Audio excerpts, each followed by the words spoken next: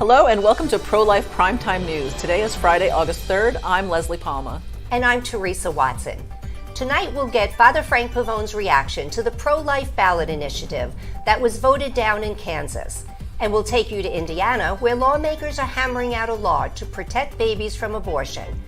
We'll talk about the results from Tuesday's primary election and give you all the highlights of pro-life news for the week.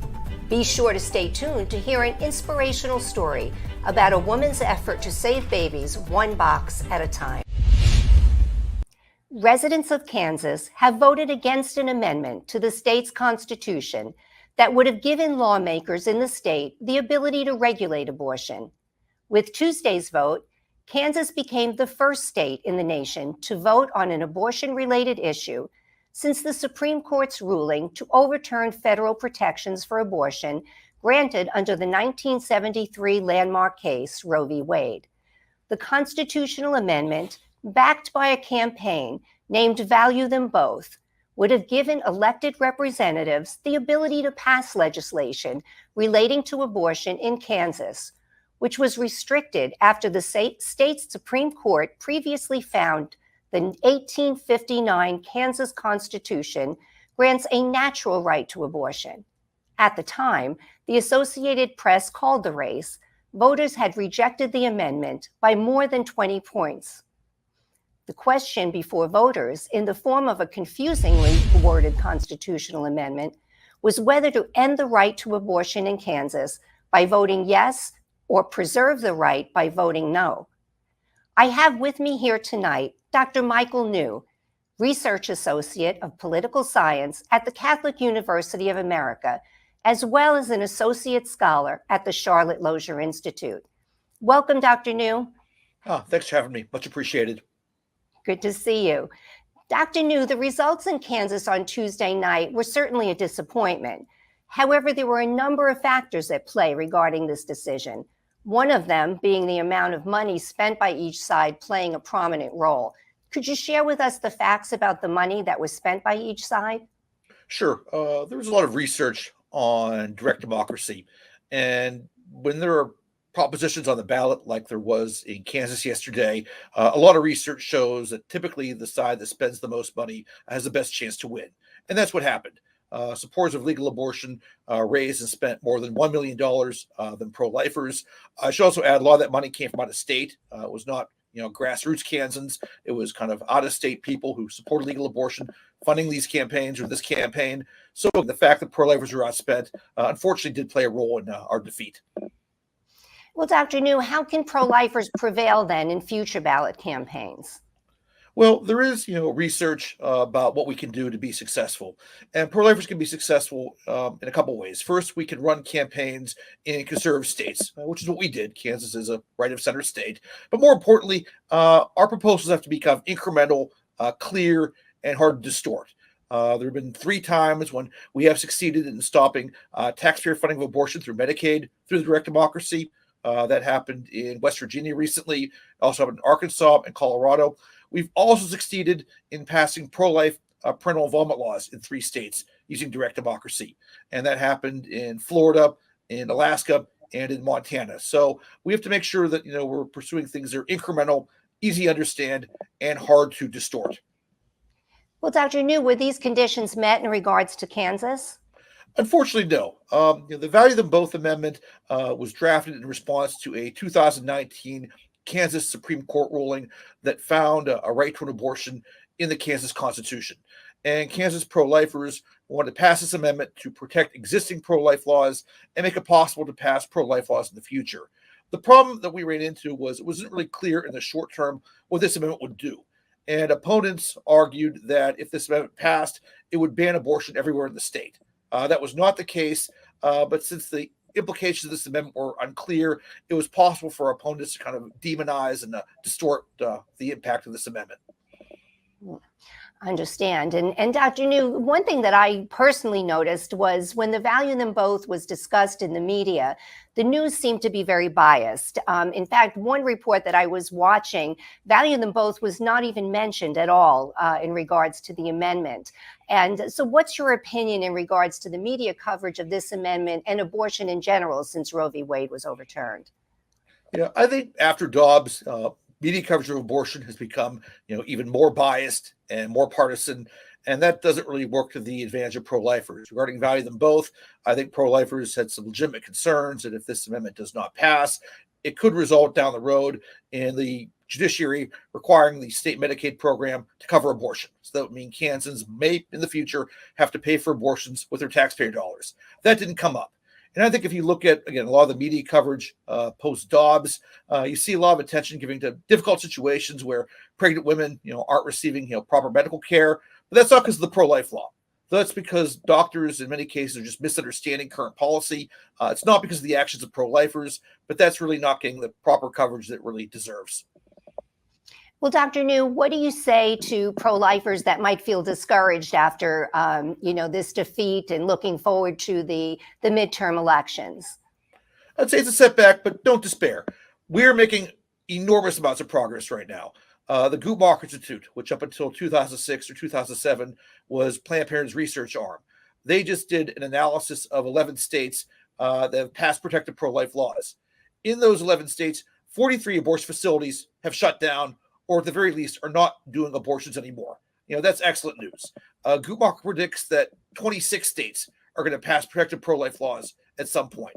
We also know that pregnancy help centers are getting more phone calls. Heartbeat International said that their hotline has seen an increase in volume by 15%. So we have a lot of great opportunities. What happened yesterday was a disappointment and a setback, but we should move forward. We can do a lot of good protecting both mothers and their unborn children. Well, Dr. New, thank you so much for sharing your insights, and we appreciate all your work on the ground that you do every single day for the pro-life movement. And this was a very important issue, and we appreciate your insights, and we hope you'll join us again. No, thanks for having me. Much appreciated. Thank you. And now we turn to Father Frank Pavone, National Director of Priests for Life, and his comments regarding Value Them Both. Brothers and sisters, Father Frank Pavone here, Director of Priests for Life, on this very sunny morning here in Florida. Wanted to talk to you about the Value Them Both amendment in Kansas that did not pass yesterday, unfortunately. But I want to say, first of all, that the abortion forces, of course, think that they won a victory. But when the quote-unquote victory is for abortion, nobody wins. Not the babies, not the mothers, not the fathers, not the abortion proponents. Nobody wins, because abortion destroys everyone and everything it touches. Secondly, we have to keep in mind that this amendment said something that is obvious, that the Kansas Constitution does not confer the right to an abortion. Whether this amendment passes or not, the fact still is it does not. It does not confer a right to abortion. In fact, no constitution confers a right to abortion, including our federal constitution, as the Supreme Court recently made clear.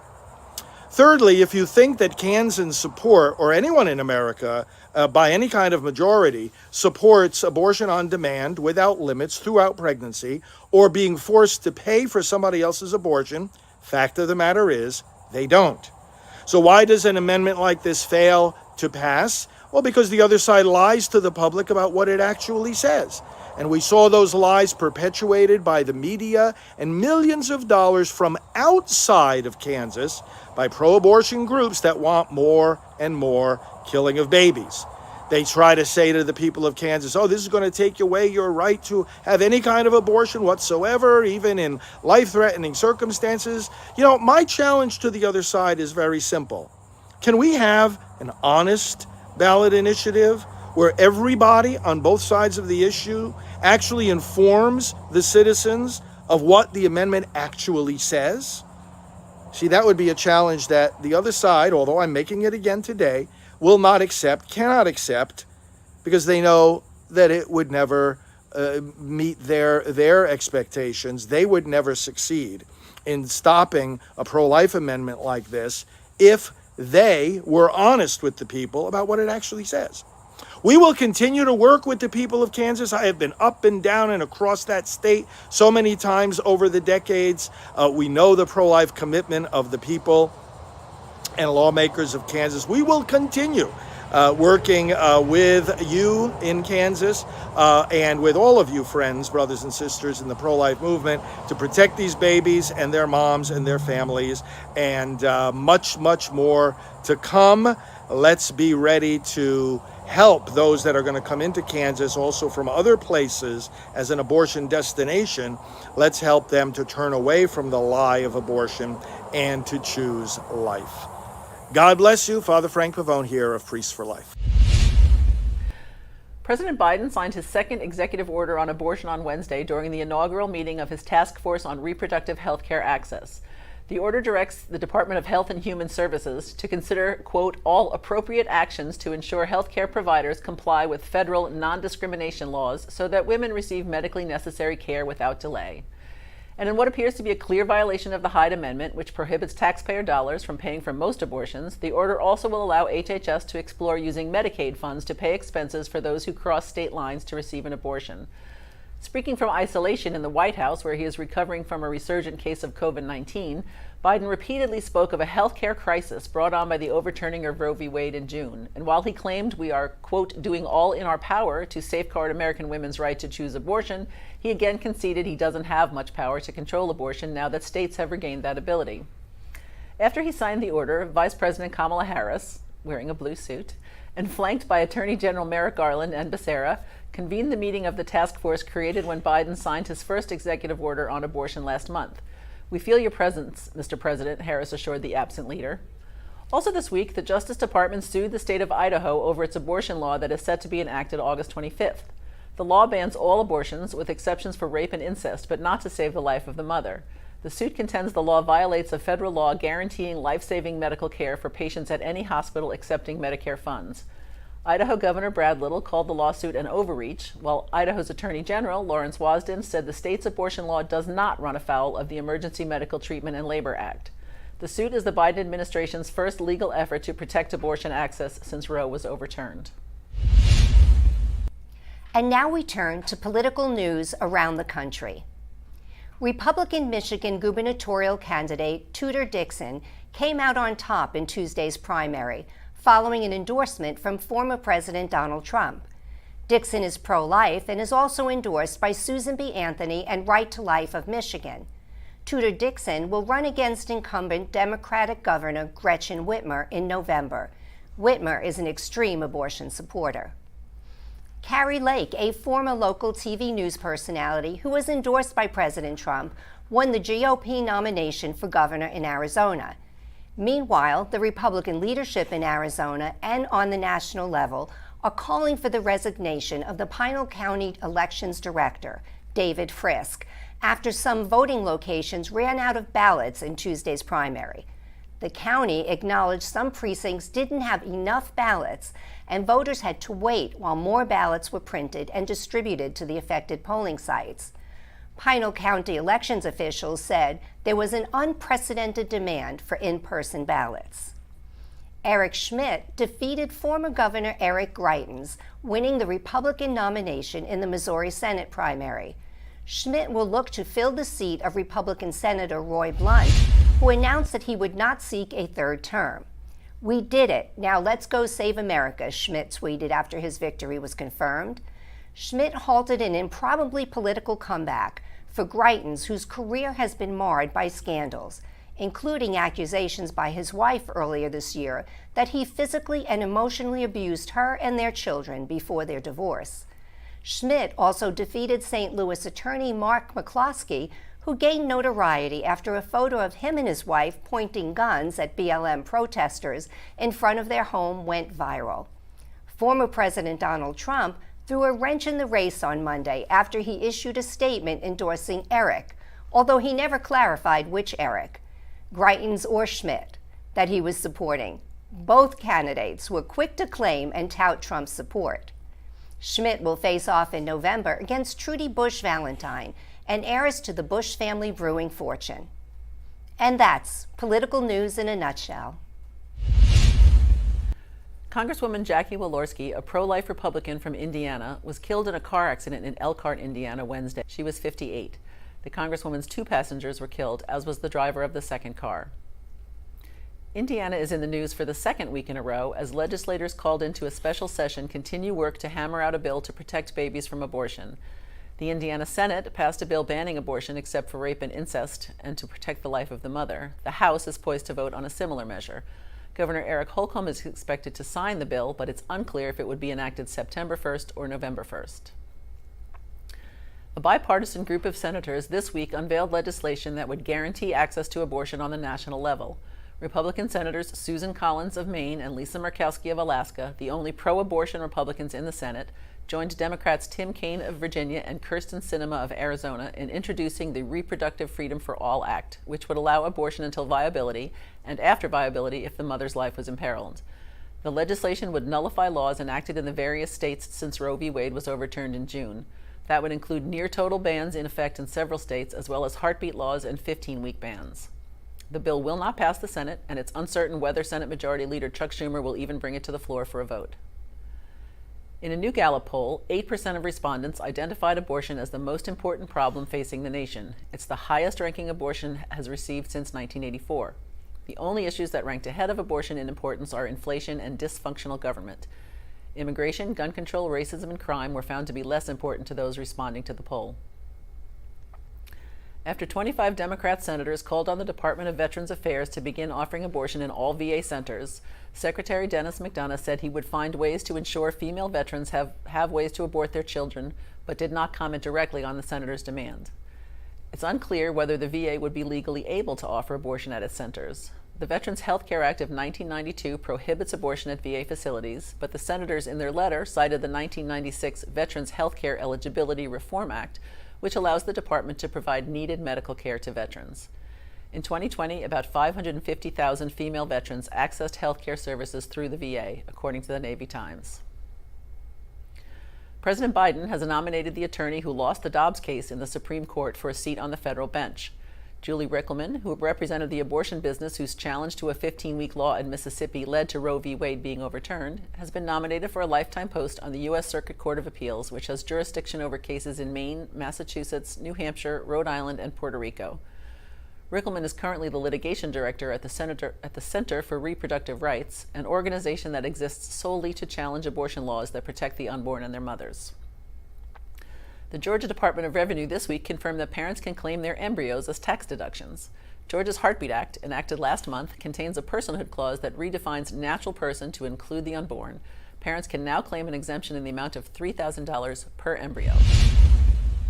7 Florida clergy members, 2 Christians, 3 Jews, 1 Unitarian, and a Buddhist, filed lawsuits against the state this week, saying Florida's 15-week abortion law violates their religious freedom.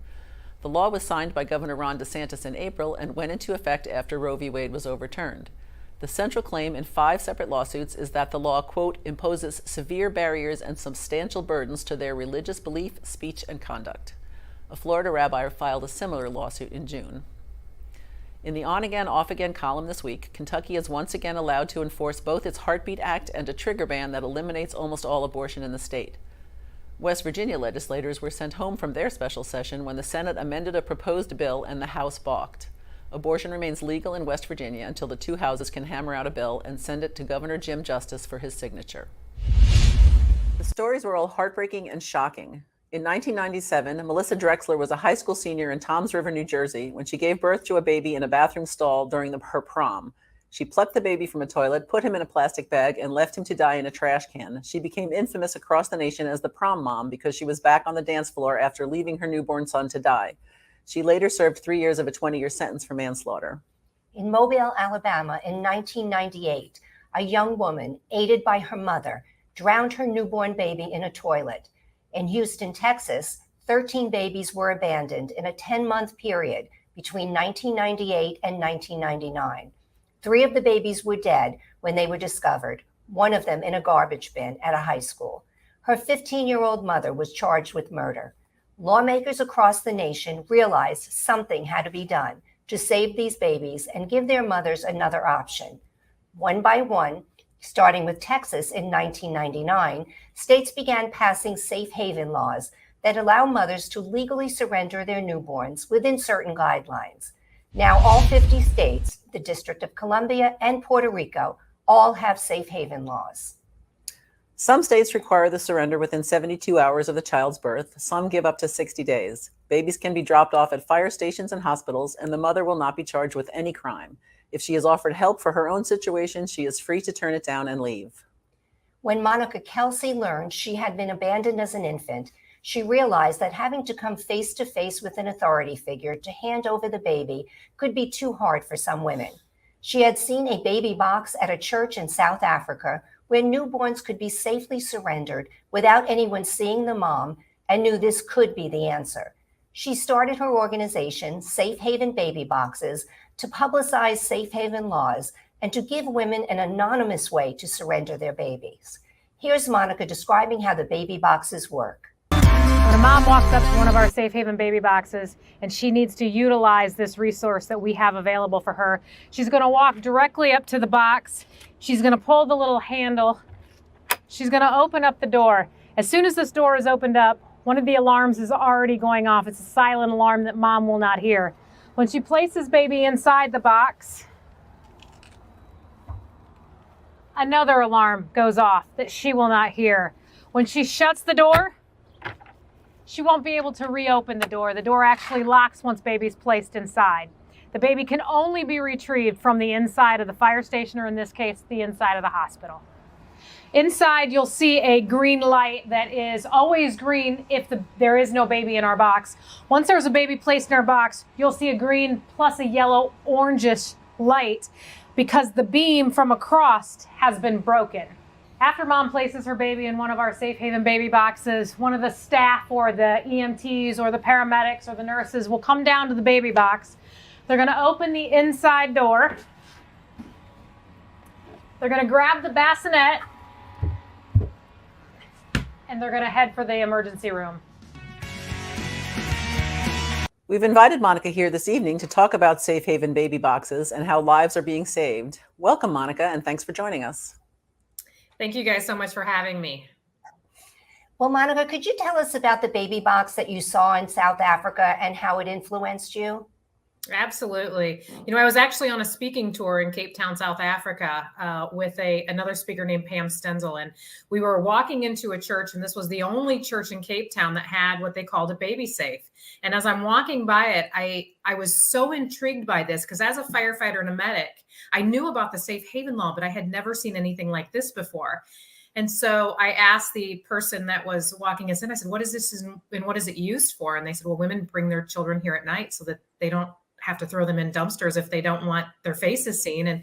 And so they had saved 7 babies that year. And so on the flight back from Cape Town, South Africa, on a Delta napkin, I hand drew my version of the baby box and then came back to the United States and started the uphill battle of getting them implemented. That's what I was going. That's my next question. How did you get it started? What hoops did you have to jump through? Oh my gosh. So the first thing I had to do was find somebody that would build me a box. This had never been done in America before. And so I took my little Delta napkin to a builder in Fort Wayne, Indiana. And I said, I want you to build me a baby box. And he says, a what? And I said, I want a baby box. I'm going to put these in fire stations and save babies. And he's like, well, for $700, I'll build you a prototype. So I wrote a check from my husband's account and walked out of there like a boss and thinking, okay, this is going to be easy, not realizing how tough this really was going to be, because then I had to get a legislator that believed in this. And so, through the last 6 years, we've been able to get people to understand that if it's a dumpster or a safe haven baby box that's an electronically monitored to the 911 system, that a baby box is going to be a better option than that dumpster, which we've been seeing across this country for many years. No, absolutely. So the first box, Monica, was installed in 2016. So has your project grown since then?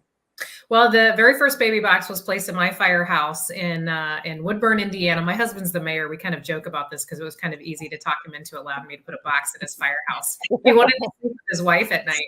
And so that was the very first one in April of 2016. On Monday of this week, I just blessed the 114th baby box in the nation. Oh, God bless. You also operate a hotline. What are moms looking for when they call that number? No call is ever the same. There are different situations for different people that call. I mean, we've helped a military mom surrender. We've helped a 13-year-old surrender. We've helped a 44-year-old surrender.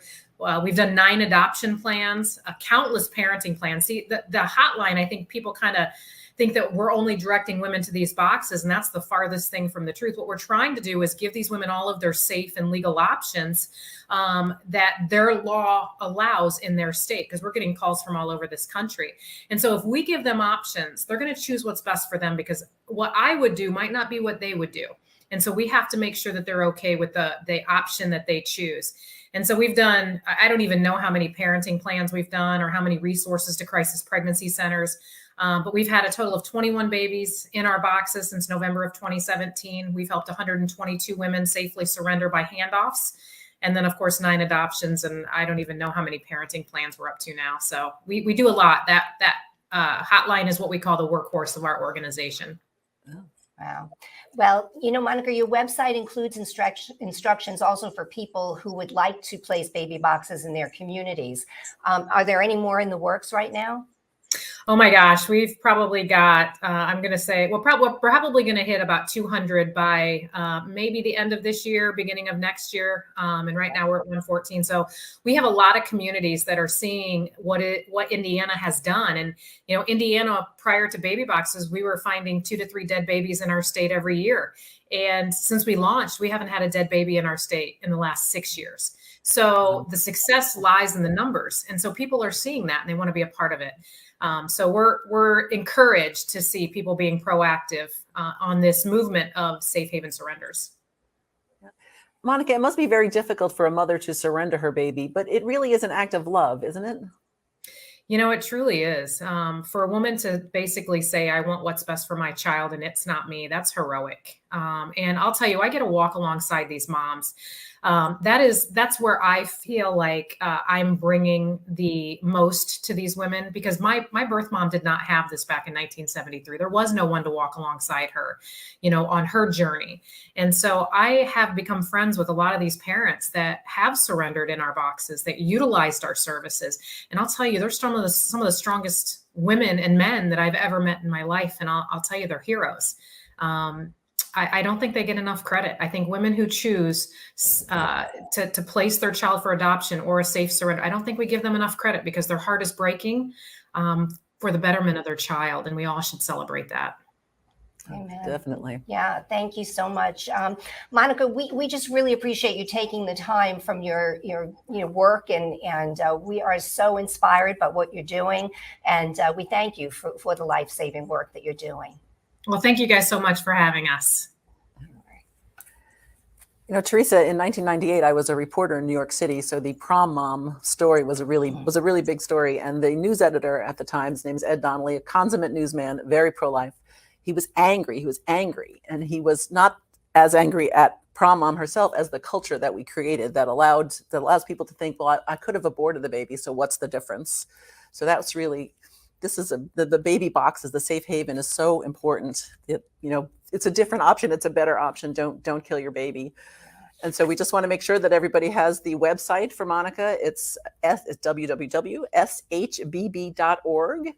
And the phone number is 888-742-2133. Yeah, and Leslie, I remember that story also, when it was happening. And it was such a very sad time. And I also find that, even in our pro-life work, there are so many people unaware of these safe haven laws. Absolutely. And certainly about these baby boxes. Mm-hmm. So we really want to encourage all of you to please share this information. It's just as important as all the other information that we share as pro-lifers, but this is a real valid option for these women to be able to bring their baby to a safe place. And we're so grateful for the work that Monica is doing. Thank you so much for joining us on Pro-Life Primetime News, produced at Priests for Life headquarters in Titusville, Florida. We hope you will join us every Friday at 9 p.m. Eastern Time. If you have an idea for a story or would like to expose something in the abortion industry, please email us at media@priestsforlife.org. We hope that you will support this show and all of our broadcasts, including Just Ask Janet, Oceans of Mercy, Pro-Life is the New Punk Rock, and Primetime Live with Father Frank, by making a donation to prolifegift.org. These donations help fund all of our work here at Priests for Life. I'm Theresa Watson, Executive Manager. And I'm Leslie Palma, Communications Director. Remember, life is the only choice.